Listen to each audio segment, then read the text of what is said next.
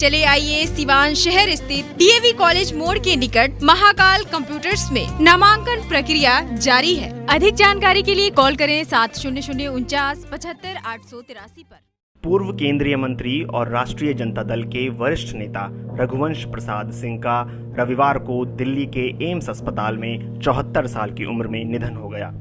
2 दिन पहले ही उन्होंने चिट्ठी लिखकर लालू प्रसाद यादव को पार्टी से अपना इस्तीफा भेजा था।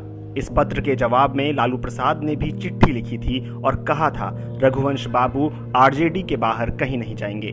11 सितंबर की रात को 12 बजे के आसपास उनकी तबीयत खराब हुई और फिर उन्हें वेंटिलेटर पर रखा गया था। जून में वे कोरोना से संक्रमित हुए थे।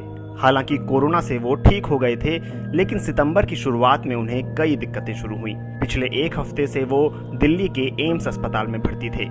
रघुवंश प्रसाद सिंह ने दिल्ली के एम्स के बिस्तर से ही चिट्ठी लिखकर अपना इस्तीफा भेजा था, लेकिन पार्टी प्रमुख लालू प्रसाद यादव ने उनका इस्तीफा अस्वीकार करते हुए लिखा था, आप कहीं नहीं जा रहे। रघुवंश प्रसाद सिंह के निधन पर लालू यादव ने ट्वीट कर कहा है, प्रिय रघुवंश बाबू, ये आपने क्या किया? मैंने परसों ही आपसे कहा था आप कहीं नहीं जा रहे हैं, लेकिन आप इतनी दूर चले गए।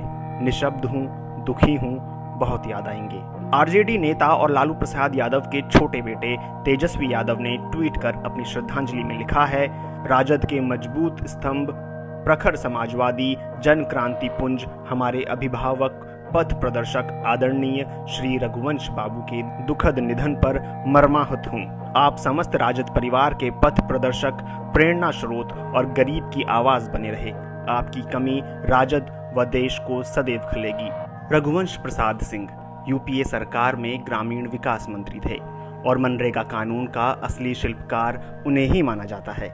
भारत में बेरोजगारों को साल में 100 दिन रोजगार मुहैया कराने वाले इस कानून को ऐतिहासिक माना गया था। कहा जाता है कि यूपीए 2 को जब फिर से 2009 में जीत मिली तो उसमें मनरेगा की अहम भूमिका थी। रघुवंश प्रसाद सिंह अपनी सादगी और गंवई अंदाज के लिए भी जाने जाते थे। वो मुश्किल वक्त में भी आरजेडी और लालू प्रसाद यादव से दूर नहीं हुए। दूसरी तरफ आरजेडी के कई सीनियर नेता साल 2005 में बिहार विधानसभा चुनाव में आरजेडी की हार के बाद पाला बदलकर नीतीश कुमार के साथ आ गए थे। शिवानंद तिवारी और श्याम रजक जैसे नेता भी नीतीश कुमार के साथ चले गए थे। रघुवंश सिंह के बारे में एक बात यह भी कही जाती है कि वो अगड़ी जाति के होते हुए भी पिछड़ी जाति की राजनीति में कभी मिसफिट नहीं हुए। रघुवंश सिंह आरजेडी में सबसे पढ़े लिखे नेताओं में से एक थे। रघुवंश सिंह बिहार के वैशाली लोकसभा सीट से सांसद का चुनाव लड़ते थे।